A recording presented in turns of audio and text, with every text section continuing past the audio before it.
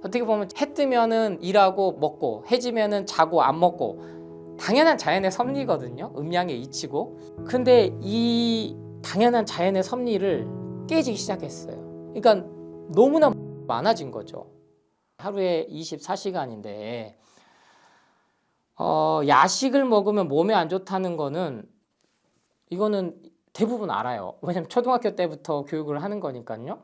그러니까 자야 될 시간에는 원래 인간이 먹을 게 들어오면 안 됩니다. 진화를 그렇게 했기 때문에 이거를 3대 주기로 나서서 8시간 단위로 나눈 게 있어요. 그래서 낮 12시부터 저녁 8시까지가 원래 인간이 먹는 섭취 주기. 이게 이때 뭐든 먹는 거죠. 그 다음 저녁 8시부터 새벽 4시까지가 동화 주기예요. 먹은 거를 소화하고 흡수하는 작동을 하는 거죠. 그러니까 이 시간에는 야식을 먹어버리면 여기에 들어야 될 에너지가 다른데 또 누차 말씀드리지만 인간은 뭔가 몸에 들어오면 다른 게 다 올 수없답니다. 왜? 그게 나를 죽일지 살릴지 모르니까. 근데 가공식품은 죽어있는 음식이라 그게 식별이 안 된다는 거예요. 그러니까 에너지가 엄청나게 쓰인다는 거죠.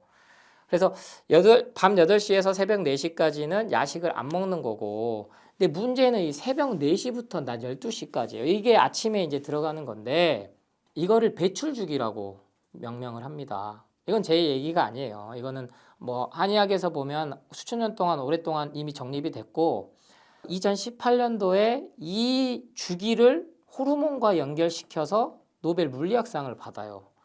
바로 우리 여러분이 많이 들으시는 인슐린, 렙틴, 그렐린, 뭐 멜라토닌 이러한 그 식욕에 관련된 거, 수면에 관련된 거 이런 주기들로 밝혀냅니다. 어떻게 보면 해 뜨면은 일하고 먹고 해 지면은 자고 안 먹고 당연한 자연의 섭리거든요. 음양의 이치고 월화수목 금토일이 목화토금수 음양오행이 담겨 있는 거랑 똑같은 거예요. 우리 인간 역시 자연의 일부기 때문에 플러스 마이너스 저는 인간을 거대한 수력 발전소가 축소된 소우주라고 표현을 하는데 플러스 마이너스 음량의 이 전기 자극에 의해서 우리가 움직인단 말이에요. 세포들이 평균 60조 개에서 100조까지 세포가 있는데 그게 다 일사불란하게 움직여서 우리가 지금 생활을 하루하루 하고 있는 거란 말이죠.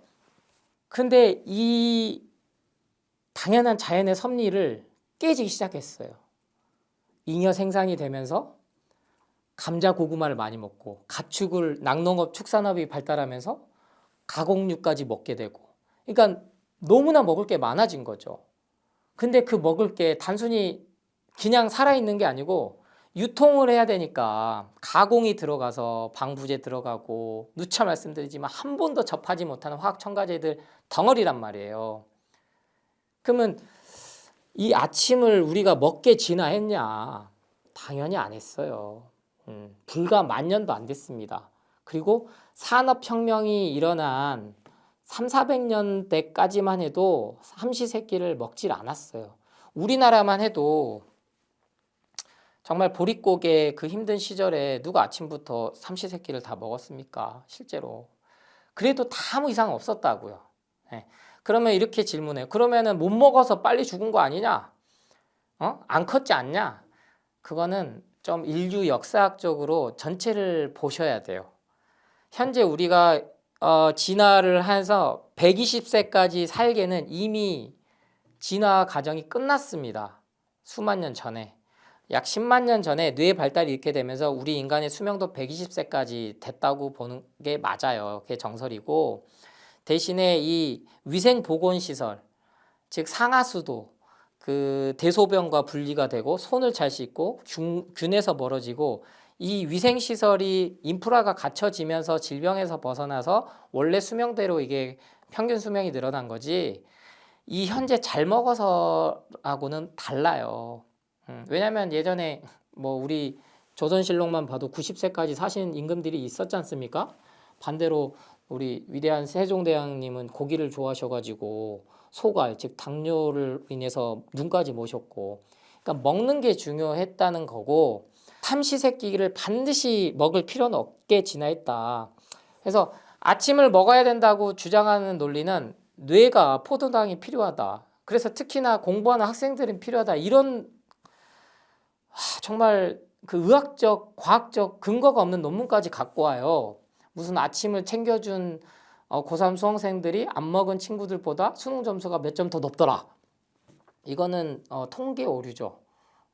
뭐 설정 값도 없고 그냥 단순 비교 수치로만 장난치는 거예요. 근데 이 얘기를 아직도 써먹는 사람이 있어요.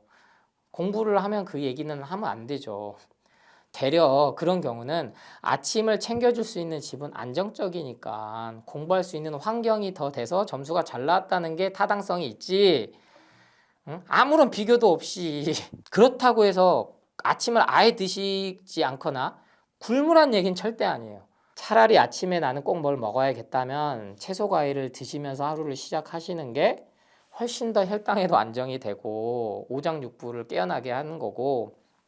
그래서 저의 경우도 보통 10시나 11시에 사과를 그때 먹습니다.